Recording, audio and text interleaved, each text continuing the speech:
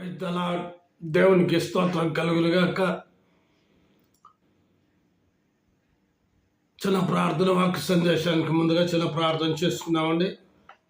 స్తుతులకు పాత్రుడోగు మా ప్రియాపరులకు తండ్రి, కృపయు కనికరం గల మా దేవా, మీ పాదములకు స్తుతులు స్తోత్రాలు చెల్లించుకుంటూ ఉన్నాం.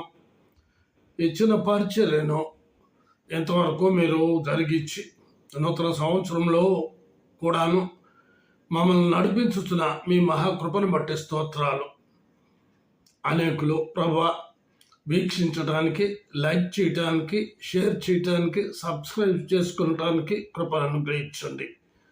ఇచ్చిన పరిచర్య ఆశీర్వాదకరంగాను దీవెనకరంగాను చేయమని ప్రభువా మీకు మహిమ, మీకు ఘనత, మీకు ప్రభావం తెచ్చుకున్నామని, మా మీదకి మీ ఆశీర్వాదం దీవెని కలిగినట్లుగా సహాయం చేయమని యేసయ్య అతి శ్రేష్టమైన నామంలో ప్రార్థించుతున్నాం పరమ తండ్రి, ఆమేన్.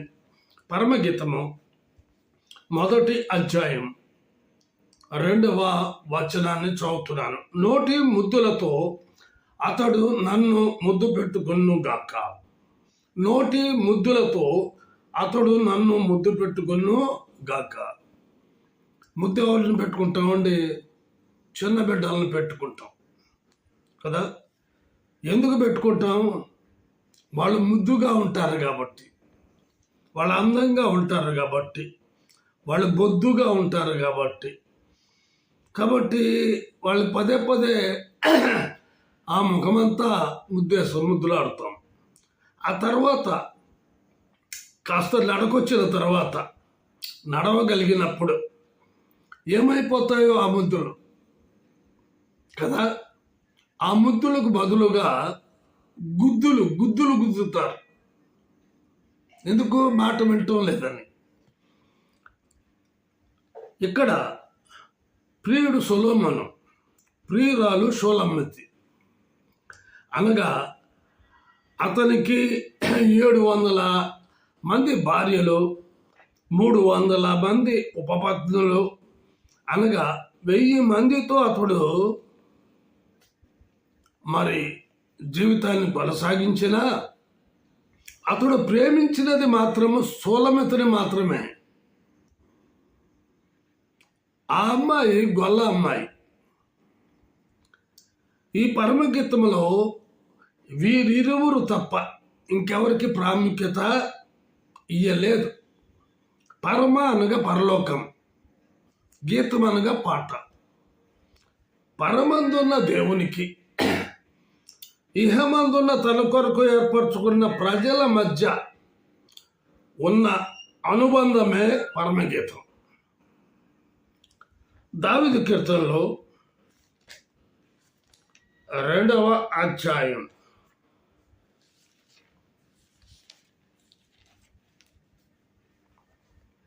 12వ వచనం 2వ భాగం. కుమారుని ముద్దు పెట్టుకొనుడి, లేని ఎడల ఆయన కోపించును.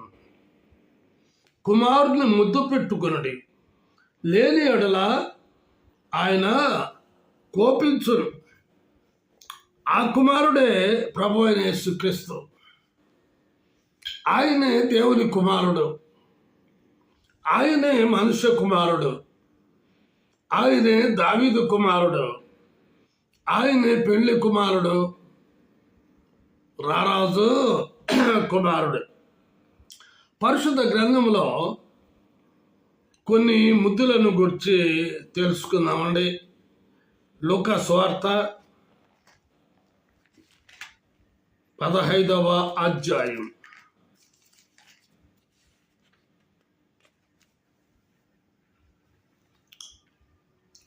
20వ వచనం చదువుతున్నాను. వాడు ఇంకా దూరముగా ఉన్నప్పుడు తండ్రి వారిని చూచి కనికరపడి పరుగెత్తి వారి మెడ మీద పడి ముద్దు పెట్టుకొనెను.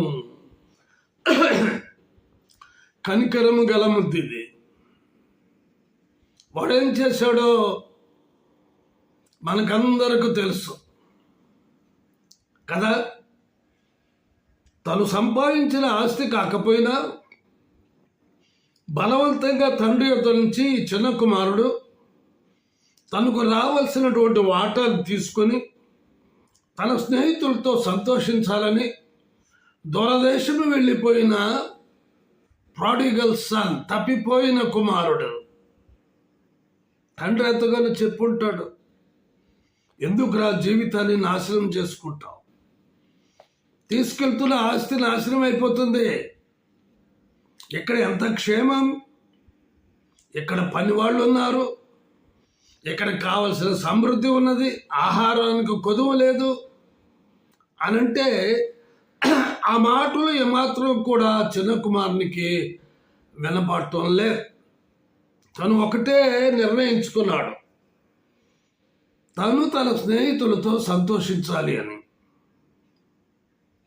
కానీ జరిగిన సంఘటన ఏమిటి? 21వ వచనం నుంచి చదువుతున్నాను. అప్పుడు ఆ కుమారుడు అతనితో, తండ్రి, నేను పరలోకమునకును విరోధముగాను నీ ఎదుటను పాపము చేసి తిని. తను చేసినటువంటి పాపం ఏంటో, తను నడిచినటువంటి జీవితం ఏంటో, తన ప్రవర్తన ఏంటో అర్థమైపోయింది. కొన్ని రోజులకు ఆస్తి అయిపోయింది మొత్తం. పందులు తినే పొట్టు కూడా తినటానికి సాహసించాడు. అవి తిన్నిస్తాయా? యజమాని పనివాడికి కావలసినంత ఆహారం పెడతారా? పెడితే ఏమవుతుంది? సోమర్థనం అవుతారు, నిద్రపోతులు అవుతారు, హుషారు ఉండదు.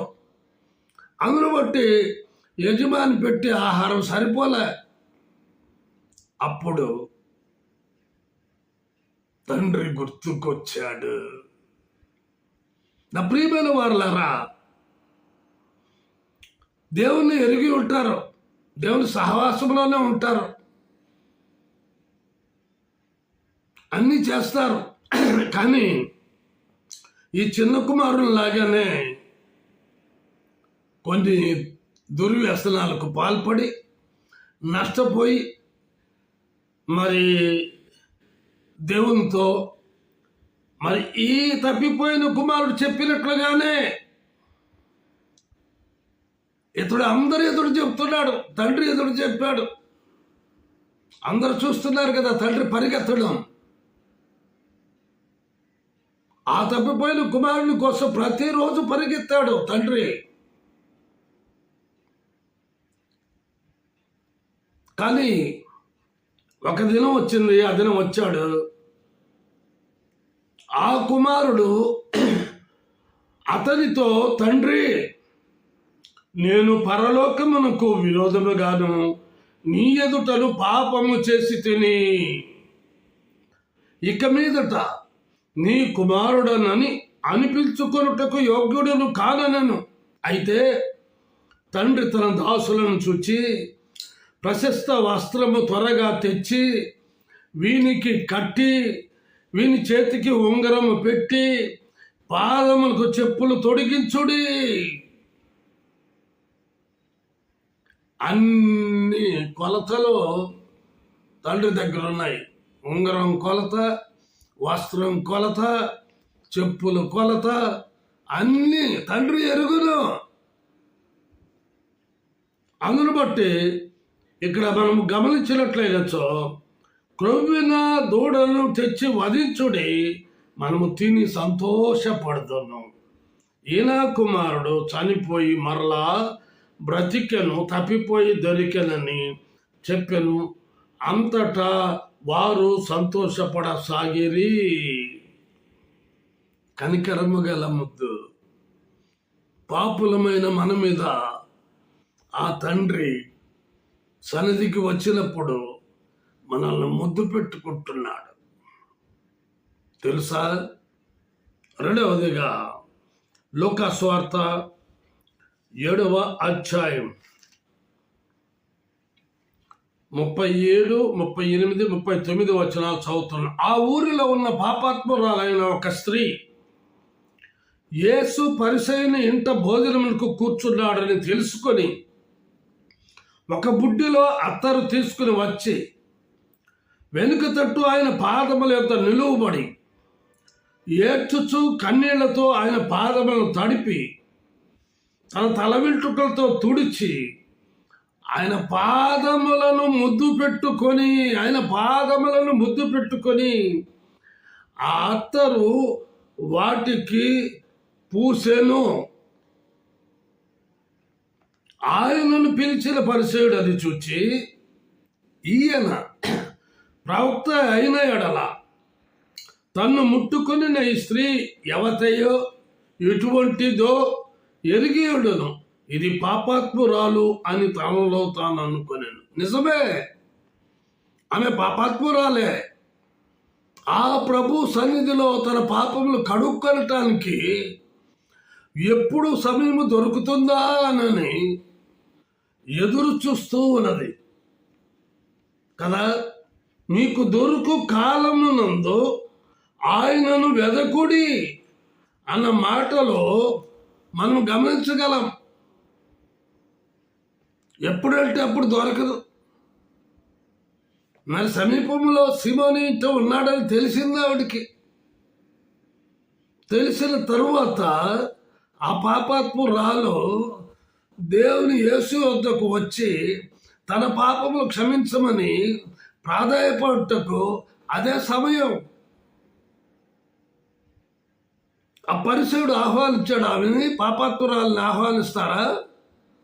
అదే కదా, తన హృదయంలో ఇది పాపాత్మురాలు, ఇది ఎటువంటిదో ఎవతయో అంటాడు. ప్రేమైన సహోదరి సహోదరుడా, 44వ వచనం నుంచి చదువుతున్న. ఆ స్త్రీ వైపు తిరిగి సీమోనుతో ఇట్లనెను, ఈ స్త్రీని చూచుచున్నావే, నేను నీ ఇంటిలోనికి రాగా నీవు నా పాదములకు నీళ్ళు ఇయ్యలేదు, కానీ ఈమె తన కన్నీళ్లతో నా పాదములను తలిపి తన తల వెంట్రుకలతో తుడిచెను. నీవు నన్ను ముద్దు పెట్టుకొనలేదు, కానీ నేను లోపలికి వచ్చినప్పటి నుండి ఈమె నా పాదములు ముద్దు పెట్టుకుంటూ మానలేదు. నీవు నూనెతో నా తల అంటలేదు, కానీ ఈమె నా పాదములకు అత్తరు పూసెను. ఆమె విస్తారముగా ప్రేమించెను గనుక ఆమె యొక్క విస్తార పాపములు క్షమింపబడినని నీతో చెప్పుచున్నాను. ఎవరితో చెప్తున్నాడు? సీమోను పేతురుతో చెప్తున్నాడు. ఆమె పాపము క్షమించాను అని. నా ప్రియమైన సహోదరి సహోదరుడా, చెప్పి చూడండి, వాడు ఆమె విస్తారముగా 47వ వచనం ప్రేమించను గనుక ఆమె యొక్క విస్తార పాపములు క్షమింపబడిన నీతో చెప్పుతున్నాను. ఎవరికి కొంచెముగా క్షమింపబడను వాడు కొంచెముగా ప్రేమించునని చెప్పి నీ పాపములు క్షమింపబడి ఉన్నవని ఆమెతో అనెను. ఎంత సంతోషం వచ్చింది. అందుకే పరిశుద్ధురాలై వెళ్ళింది. యేసయ్య పాపిని పరిశుద్ధునిగా మార్చగలడు. మూడవదిగా రోమీయులకు రాసిన పత్రిక 16వ అధ్యాయం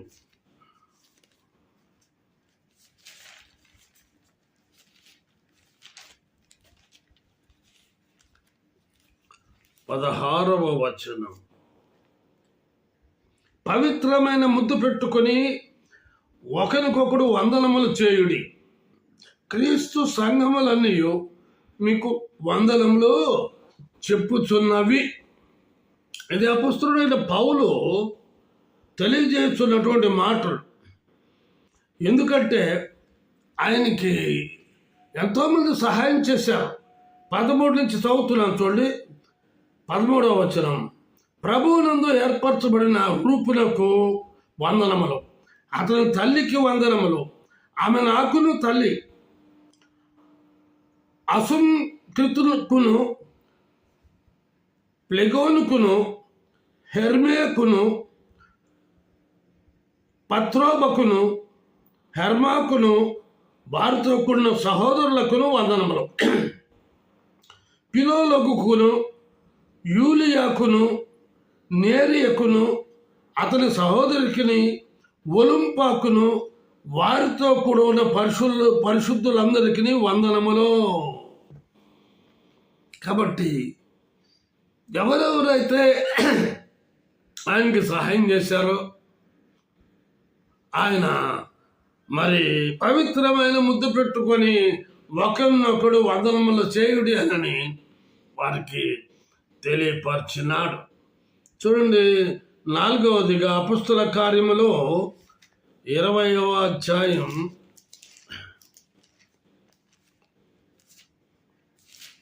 36, 37 వచనాలు చదువుతున్నాను. అతడు ఇలాగ చెప్పి మోకాళ్ళుని వారందరితో ప్రార్థన చేశాను. అప్పుడు వారందరూ చాలా ఏడ్చిరి. మీరు ఇక మీదట నా ముఖము చూడరని అతడు చెప్పిన మాటను విశేషముగా దుఃఖించుచు సౌలు మెడ మీద పడి అతన్ని ముద్దు పెట్టుకొని వారు ఓడ వరకు అతన్ని సాగనంపిరి. దైవజనుని విడువని ముద్దు, దైవజనుని విడువని ముద్దు. మొదటిదిగా కనికరం గల ముద్దు, రెండవదిగా పశ్చాత్తాప ముద్దు లేక క్షమాపణ ముద్దు, మూడవదిగా పవిత్రమైన ముద్దు సహవాసపు ముద్దు, 4వదిగా దైవజనుని అతను. ఇక నేను కనిపించను, నా పరిచర్య ఇక్కడ అయిపోయింది, నన్ను వేరే దగ్గరికి వెళ్ళమని దేవుడు చెప్తున్నాడు అని తెలియపరిచినప్పుడు వారు ఎంతగానో ఓడ వరకు వచ్చి అతను సాగనంపుతో ఆయన మెడ మీద పడి ముద్దు పెట్టుకున్నారు. 5వదిగా ఋతు గ్రంథం 1వ అధ్యాయం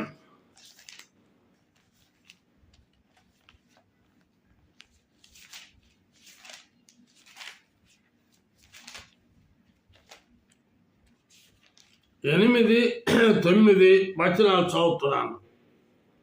నయోమి తన 2 కోడళ్ళు చూచి, మీరు మీ తల్లుల ఇండ్లకు తిరిగి వెళ్ళుడి, చనిపోయిన వారి ఎడలను నా ఎడలను మీరు చూపినట్లు దయ చూపినట్లు యెహోవా మీ ఎడల దయ చూపును గాక.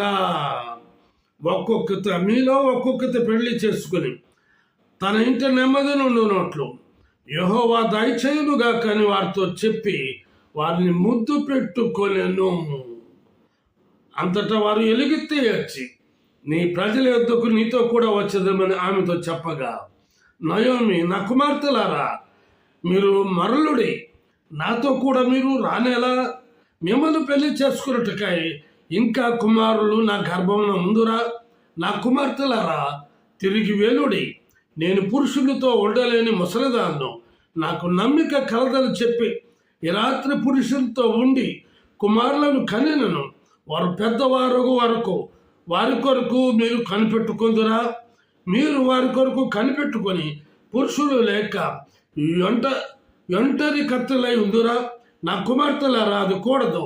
యెహోవా నాకు విరోధి ఆయను, అది మిమ్మల్ని నొప్పించినంత కంటే నన్ను మరి ఎక్కువగా నొప్పించినదని వారితో చెప్పాను. వారు ఎలుగెత్తి ఏడవగా ఓర్ప తన అత్తను ముద్దు పెట్టుకొనెను. రూతు తన అత్తను ఆమెను హత్తుకొనెను. చూసారా ఇద్దరిలో డిఫరెన్స్? రూతు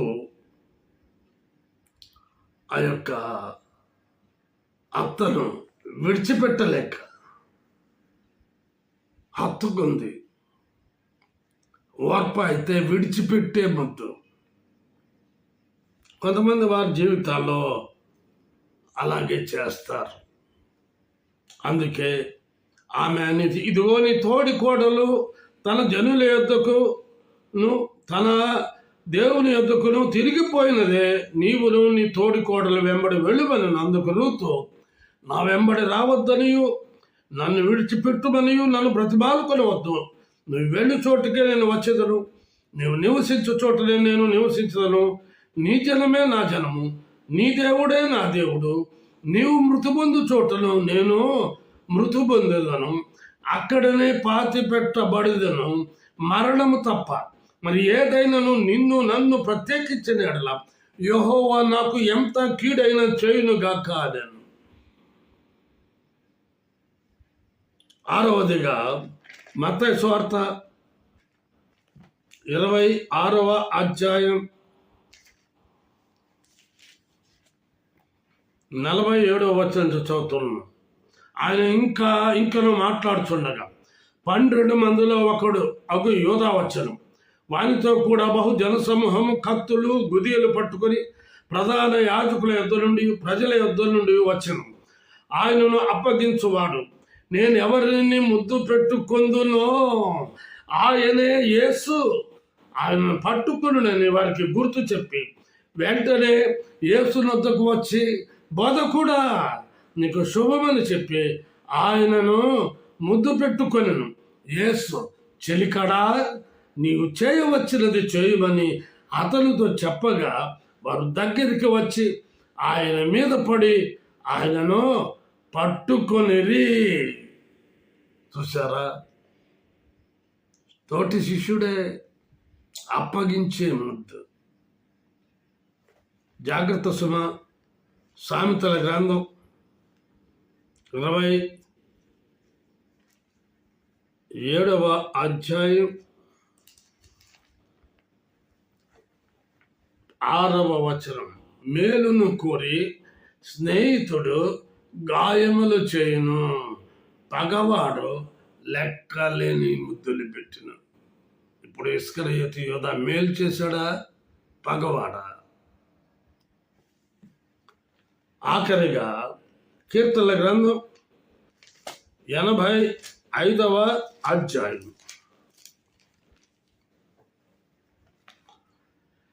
10-11 వచనాలు. కృపా సత్యములు కలుసుకొనినవి, నీతి సమాధానములు ఒకదానినొకటి ముద్దు పెట్టుకొనినవి.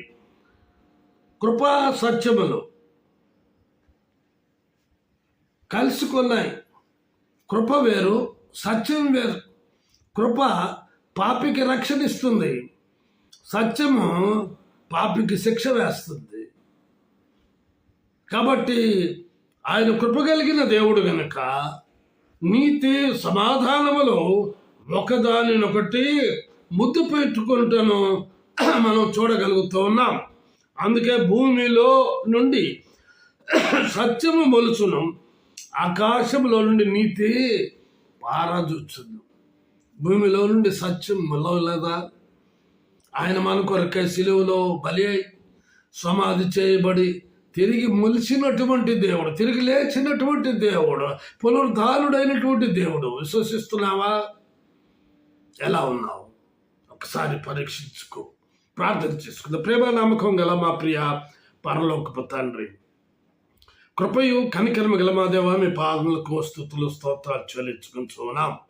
నోటి ముద్దులతో అతడు నన్ను ముద్దు పెట్టుకున్నాం గాక అన్న సత్యాన్ని గురించి ఇదే నాన్న తెలియపరచినందులకే స్తోత్రాలు. కనికరము గల ముద్దు, పశ్చాత్తాప ముద్దు, పవిత్రమైన సహవాసపు ముద్దు, దైవజనుని విడువని ముద్దు, విడిచిపెట్టే ముద్దు, అప్పగించే ముద్దు, కృపా సత్యములు ఒకదానినొకటి కలుసుకున్న ముద్దును గురించి ఇదే నన్ను తెలియపరచినందుకు స్తోత్రాలు. ప్రభువా, మరి విత్తబడిన వాక్యాన్ని నీరు కట్టి ఫలింపచేయమని యేసయ్య అతి శ్రేష్టమైన నామములో ప్రార్థించుతున్నాం పరమ తండ్రి. ఆమేన్. తిరిగి వచ్చే వారం కలుసుకుందామండి. అంతవరకు సెలవు. దేవుడు మిమ్మల్ని దీవించును గాక.